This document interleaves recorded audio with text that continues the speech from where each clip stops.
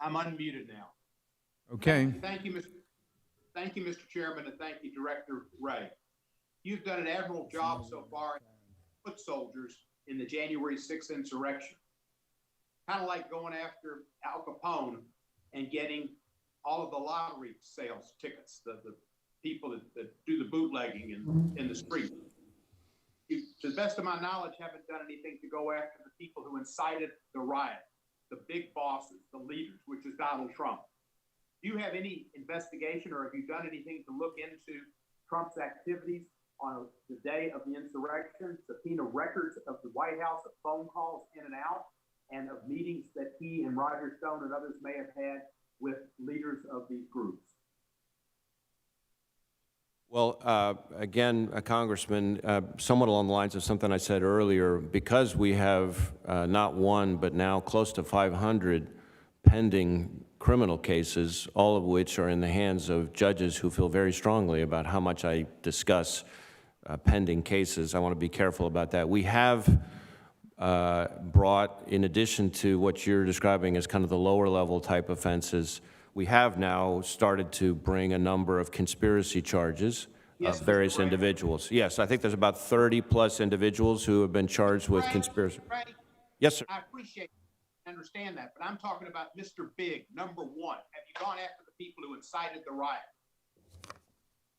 Well, I don't think it'd be appropriate for me to be discussing whether or not we are or aren't investigating specific individuals. I just don't think that's appropriate.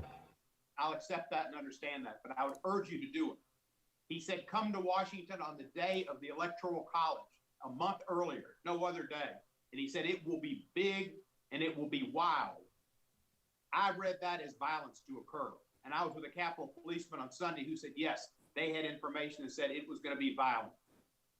You and the FBI did not make the case. You should have warned, and you had a duty to do that. Let me ask you this. Have you seen Mr. Mcgann's testimony yet? No, sir. I urge you to look. I don't know if you can do anything without the direction of the Attorney General, but it appears Mr. Mcgann was told to lie by the president about wanting to fire officials that would have resulted in obstruction of justice. I urge you to look at it. Can you act on that testimony independent of the Attorney General? Well, I think we have very specific rules about predication and approval on certain kinds of investigations, so I'd have to look at whatever information you wanted to send our way, and we can take a look at the information and evaluate whether or not there's action we could take. It's in the deposition, and it's clear that Mcgann said that the president told him to lie, and the president also lied. I would urge you to look at that and talk to Director Garland, Attorney General Garland, about that. Did you infiltrate the crowds of the BLM Black Lives Matter protest in Washington when they were in Washington?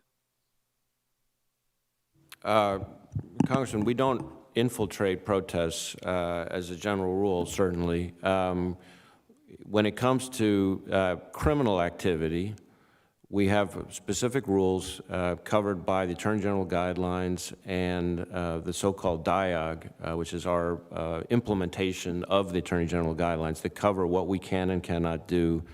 And we would have followed those scrupulously, not just in general, but in a specific period that you're talking about. We don't investigate First Amendment activity. We investigate threats of criminal activity. Thank you, Director. I know First Amendment activity is protected, but was your activities on January 6th different from what it was with Black Lives Matter? Did you observe? Did you try to get more knowledge about what was going on after you had the Norfolk information about the January 6th insurrection? Well, the Norfolk information that we've talked about here arrived essentially the night before or the afternoon before January 6th and was promptly passed on. At that point, it was raw, unverified information that we hadn't yet had a chance to vet. But of course, we decided that even though it was raw and unverified, we needed to pass it on to all of our partners, both in the command post and throughout the Joint Terrorism Task Force, to make sure they had it. Director Wray, thank you. I only have a few seconds left. You have compared ransomware to 9/11. Ransomware is awful and it's a problem. 9/11 was awful. But the insurrection on our Capitol, unlike anything known since the Civil War, is also awful. Where would you compare the insurrection? And would you admit that it was an insurrection on our Capitol with the assault on our country on January 11th? The gentleman's time has expired. The witness may answer the question. Thank you, Mr. Chairman. Well, first, let me just say that I don't think any attack, ransomware or January 6th, can fairly be compared to the horror of September 11th and the 3,000 or so individuals who lost their lives that day.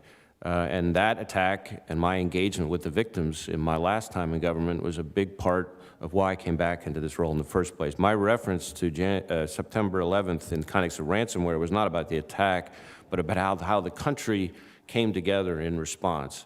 Now, certainly, when it comes to January 6th, it's a unique type of attack, not just in terms of the number of individuals, but in terms of the effort to disrupt a key part of our constitutional system and the peaceful transition of government, which is such a hallmark of our country.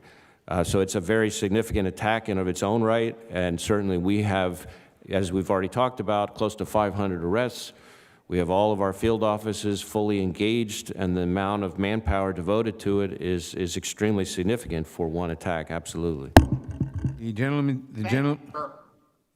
yields back. The